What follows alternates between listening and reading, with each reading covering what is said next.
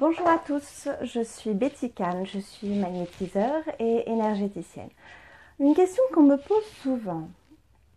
Le magnétisme fait un petit peu peur, on nous met soit dans la case des guérisseurs, soit dans la case des charlatans. Dans les deux sens, c'est un petit peu compliqué.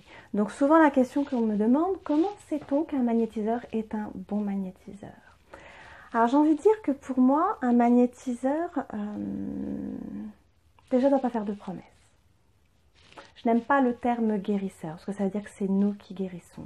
Or, dans ma pratique, je me suis aperçue que là où il y avait les meilleurs résultats, c'est quand il y a une véritable collaboration, complicité qui s'installe entre le thérapeute et le patient. Un bon magnétiseur, c'est quelqu'un qui travaille avec le cœur. C'est quelqu'un qui garde les pieds sur terre. Il ne faut pas qu'il s'en aille un petit peu trop cucu et les petits oiseaux. On en voit des fois qui sont un peu trop perchés, j'ai envie de dire. L'idée, c'est qu'un magnétiseur, il faut qu'il garde les pieds sur terre, qu'il reste à sa place. On n'est pas un guérisseur, nous sommes des thérapeutes. Nous apportons un accompagnement thérapeutique. Les résultats, on n'en a aucune idée à chaque fois. Je peux avoir affaire à 10 personnes qui ont un torticolis, je vais avoir 10 résultats différents.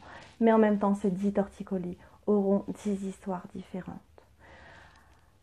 Un magnétiseur, c'est quelqu'un en général qui est aussi très relié au ciel. On retrouve quand même un point commun à tous les magnétiseurs, une certaine notion de spiritualité.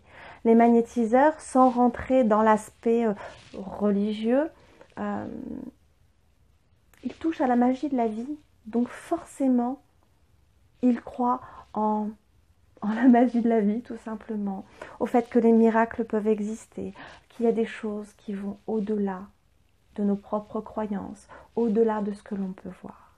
En tant que magnétiseur, je perçois des choses. J'entends sans entendre. Le corps me parle.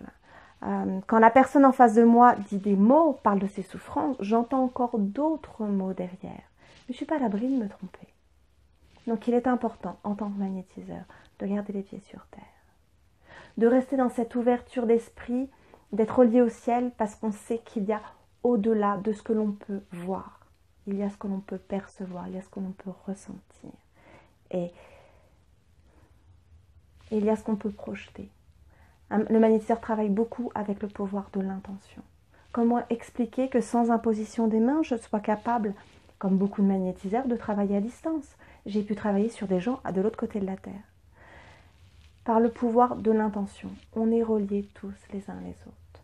Donc un magnétiseur, pour moi, ça doit avoir les pieds sur terre, être relié au ciel, et ça doit travailler la main sur le cœur. Pour moi, le magnétisme, ça doit être un acte d'amour pour autrui. Un magnétiseur ne peut pas être autrement qu'une personne qui aime la vie, qui aime les gens, qui aime le vivant. Parce qu'on ne travaille pas que sur les vivants. On ne travaille pas que sur les gens, on travaille aussi sur les animaux. On travaille parfois même avec les défunts, ceux qui sont en train de partir. Donc voilà, ma vision à moi de ce qu'est un bon magnétiseur. Et puis j'ai envie de dire, faites-vous confiance. Quand vous rencontrez un magnétiseur, soyez à l'écoute. Je pense qu'à l'intérieur de vous, vous sentirez si cette personne est une personne qui a d'honnêtes intentions. Et faites-vous recommander. Moi aujourd'hui, mon cabinet, j'ai du monde, mais ce n'est que par du bouche-oreille. Quand quelqu'un est content des services d'une personne, elle n'hésite pas à la recommander. Voilà, c'était la petite vidéo du jour. N'hésitez pas, je vous le redis, à poser des questions. Je ne manquerai pas d'y répondre. Au revoir.